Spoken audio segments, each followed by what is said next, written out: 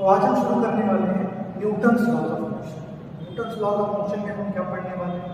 अभी तक हमने पढ़ा था काइनेमेटिक्स। काइनेमेटिक्स में हमने पढ़ा कि ऑब्जेक्ट मोशन कर रहा है तो कितना मोशन कर रहा है, कैसे मोशन कर रहा है, उसकी स्पीड क्या है, वेलोसिटी क्या है, एक्सेलरेशन क्या है।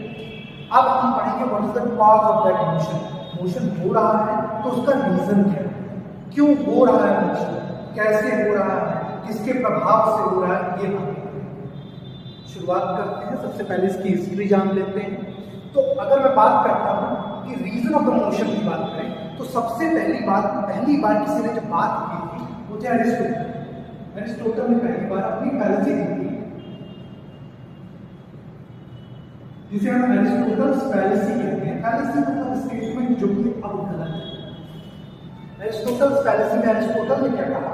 उन्होंने कहा किसी भी ऑब्जेक्ट रुकने की टेंडेंसी और वो जाता है, अगर आप किसी भी मूविंग ऑब्जेक्ट को लेकर छोड़ देते हैं तो वो कुछ दूर जाके रुक जाता है।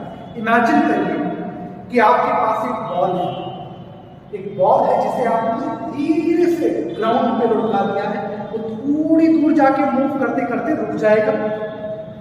इसी को देखते हुए एरिस्टोटल ने क्या कहा कि हर ऑब्जेक्ट के रुकने की टेंडेंसी और थोड़ा मोशन के बाद वो अपने आप अंततः रुक जाता है। इसके बाद अपने गैलीलियो आया। I'm sure आपने गैलीलियो का नाम सुना ही होगा। गैलीलियो थोड़ा एक्सपेरिमेंट्स में बिलीव करते थे। उन्होंने एक्सपेरिमेंट किया। उन्होंने कहा भाई एक काम करते हैं, ट्रेंच बनाते हैं और हम चेक करते हैं क्या एरिस्टोटल की बात सही है। तो उन्होंने एक ट्रेंच बनाया और कोशिश की कि ये जो सर्फेस बने इसका थोड़ा स्मूथ बने, थोड़ा स्मूथ सर्फेस बनाया। और इन्होंने कहा कि भाई एक ऑब्जेक्ट ले लेते हैं, स्फेरिकल ऑब्जेक्ट, और उसे एक एंड पे हम छोड़ देते हैं। इन्होंने क्या देखा कि ये ऑब्जेक्ट रोल करता हुआ दूसरे एंड तक चला गया, जब तक सेम मतलब कुल मिला के ये सेम हाइट तक पहुंच गया। ठीक, इसके बाद इन्होंने क्या काम किया? इन्होंने कहा इस ट्रेंच की विड्थ बढ़ाते चलते हैं। बढ़ाया इन्होंने ट्रेंच की विड्थ बढ़ाई। इन्होंने क्या देखा कि ऑब्जेक्ट फिर से आखिरी एंड तक जा रहा है, ऐसे एंड तक जहां पर सेम हाइट पे आ जा रहा है ऑब्जेक्ट।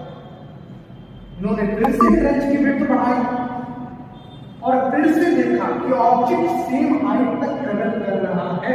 और ऐसा देखते हुए इन्होंने कहा कि अगर मैं इस ट्रेंच की विड्थ को इंफिनिटी तक बढ़ाता चला जाऊंगा तो ऑब्जेक्ट इंफिनिटी तक चला जाएगा। इसका मतलब ऑब्जेक्ट की टेंडेंसी रुकने की नहीं, चलने की। इसका मतलब कोई चीज है जो इस पे लग रहा है, जो इसे रोक रहा है। उस समय तक फ्रिक्शन नाम की कोई चीज नहीं थी। उस समय तक फ्रिक्शन नाम की कोई चीज नहीं थी, तो वो एक्सप्लेन भी नहीं कर पाए और उन्होंने छोड़ दिया। इसके बाद अपने न्यूटन आए और न्यूटन ने अपना पहला लॉ किया, Newton's first law. Newton's first law क्या कहता है कि अगर एक ऑब्जेक्ट किसी यूनिफॉर्म वेलोसिटी से चल रहा है या रेस्ट पे है तो वो उसी स्टेट में रहेगा जब तक उस पर कोई एक्सटर्नल फोर्स ना लगाया जाए। ठीक, कहने का मतलब ये है कि अगर ऑब्जेक्ट यूनिफॉर्म वेलोसिटी वाली स्टेट में है तो उसी स्टेट में रहेगा, अगर रेस्ट में है तो उसी स्टेट में रहेगा जब तक कोई अनबैलेंस्ड फोर्स ना लगे। अगर अनबैलेंस्ड फोर्स लगता है तो ऑब्जेक्ट अपनी स्टेट चेंज कर सकता है। और यहीं पर न्यूटन ने पहली बार फोर्स का जिक्र किया, मतलब फोर्स नाम की चीज बताई। बोला ये कॉज है जिसकी वजह से ऑब्जेक्ट का स्टेट चेंज हो रहा है। फोर्स को उन्होंने यहां डिफाइन किया पहले लॉ से। ठीक, इस लॉ को हम लॉ ऑफ इनर्शिया भी कहते हैं। लॉ ऑफ इनर्शिया भी कहते हैं। अब बात कर लेते हैं इनर्शिया क्या होता है। तो अगर मैं किसी ऑब्जेक्ट को देखता हूं और ऑब्जेक्ट किसी मोशन या किसी स्टेट में है, जैसे मान लेते हैं कि कोई ऑब्जेक्ट जो चल रहा है, तो अगर मैं उसे रोकता हूं तो मुझे एक्सटर्नल फोर्स लगाना पड़ रहा है। मतलब ऑब्जेक्ट क्या कर रहा है? चलते रहना चाहता है। ऑब्जेक्ट चलते रहना चाहता है। इसी प्रॉपर्टी को हम क्या कहते हैं? इनर्शिया कहते हैं। मतलब कोई भी ऑब्जेक्ट अपनी ही स्टेट में रहना चाहता है जब तक उसको कोई डिस्टर्ब ना करे, और इस प्रॉपर्टी को हम क्या कहते हैं? Inertia.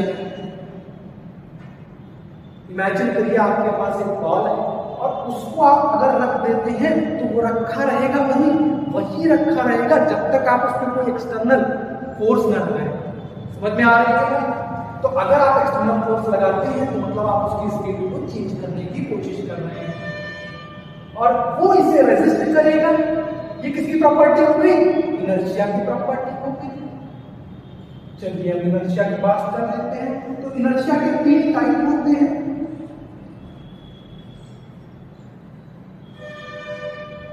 Inertia of rest,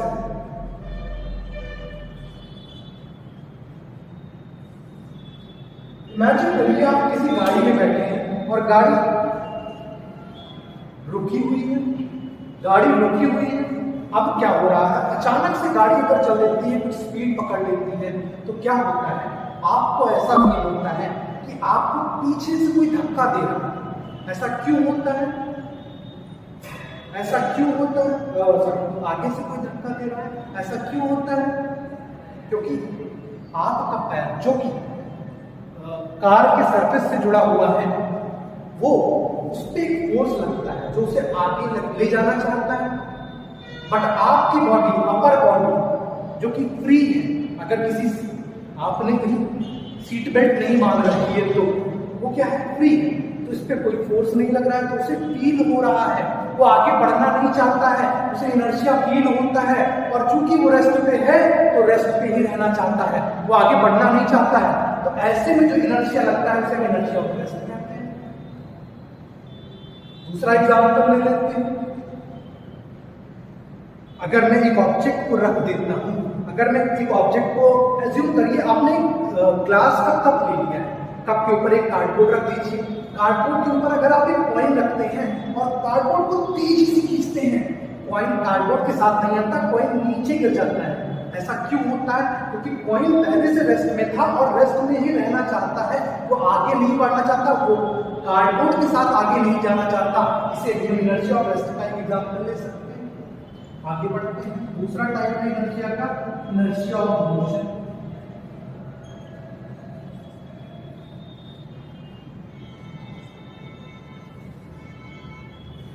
car का एग्जांपल फिर से लेते हैं। अगर हम कार में चल रहे हैं और कार अच्छी स्पीड से चल रही है, अचानक से ड्राइवर ब्रेक लगाता है तो हमें ऐसा फील होता है कि कोई धक्का दे रहा है हमें। ऐसा क्यों होता है? क्योंकि इमेजिन करिए आपकी लोअर बॉडी जो बस या कार से जुड़ी हुई है, उसे नीचे वाला सरफेस रोक लेता है, लेकिन अपर बॉडी जो कि चल रही है कुछ स्पीड से, अचानक ब्रेक लगने पे वो रुकना नहीं चाहती है और वो क्या करती है, आगे बढ़ जाती है। इसे हम इनर्शिया ऑफ मोशन कहते हैं। आगे बात करते हैं। तीसरा टाइप है इनर्शिया का, इनर्शिया ऑफ डायरेक्शन।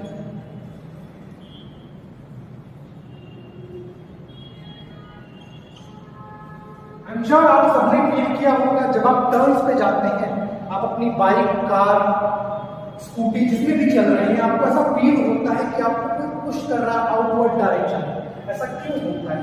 क्योंकि जब भी आप टर्न पे जाते हैं, आपकी व्हीकल जो है वो टर्न के साथ थोड़ा सा टर्न मुड़ जाती है, आपकी व्हीकल मुड़ जाती है। आपकी अपर बॉडी जो कहीं से जुड़ी नहीं है वो आगे जाना चाहती है, बट चूंकि आपकी लोअर बॉडी जो व्हीकल से जुड़ी हुई है वो व्हीकल के साथ जाना चाहती है। ऐसे में आपको फील होता है कि आपको साइड से कोई बाहर की तरफ धक्का दे रहा है। इसे हम इनर्शिया ऑफ डायरेक्शन कहते हैं।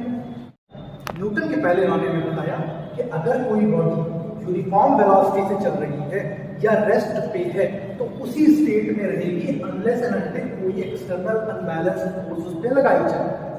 ठीक, आगे बढ़ते हैं। Newton second law.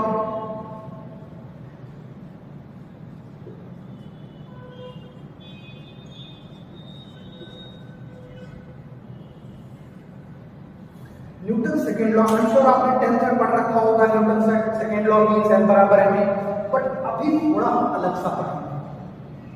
Newton second law क्या कहता है कि force applied on any object is directly proportional to rate of change of momentum. इसका मतलब F लगने वाला F एक्सटर्नल किसी भी ऑब्जेक्ट पे डायरेक्टली प्रोपोर्शनल है किसके, dp/dt। इसमें एफ एक्सटर्नल आपको पता है, लगने वाला है एक्सटर्नल फोर्स है।